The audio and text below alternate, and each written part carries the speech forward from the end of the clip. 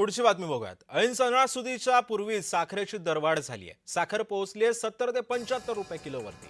दरवाढीचा साखर खरेदीवरती मोठा परिणाम झालाय. सणासुदीचे दिवस जवळ आलेत आणि सणानिमित्त विविध गोड पदार्थ बनवण्यासाठी साखरेची गरज अधिकच असते. मात्र 70 ते 75 रुपये किलो दरानं साखर खरेदी करावी लागत असल्यानं यंदा सणाच्या खर्चाचं बजेट सुद्धा वाढणार असल्याची चिंता गृहिणी व्यक्त करतायत. दरवाढीचा परिणाम ग्राहकांच्या खरेदीवर सुद्धा दिसून येतोय आणि महिन्याचं रेशन घेणारे ग्राहक पूर्वी 5 किलोपर्यंत साखर घेऊन जात होते. मात्र दर वाढल्यानं आता अनेक ग्राहक सुद्धा केवळ 1 ते 1.5 किलो साखर खरेदी करत असल्याचं दुकानदारांचं म्हणणं आहे. साखरेचे गेल्या 2-3 दिवसापासून साखरेचे जे रेट 40 ते 45 रुपये प्रति किलो होते ते आता वाढून 70 ते 75 रुपये प्रति किलोवर झाले आहे. त्यामुळे जे आम जनता आहे त्यांच्या मंथली बजेट बिघडून गेलं आहे.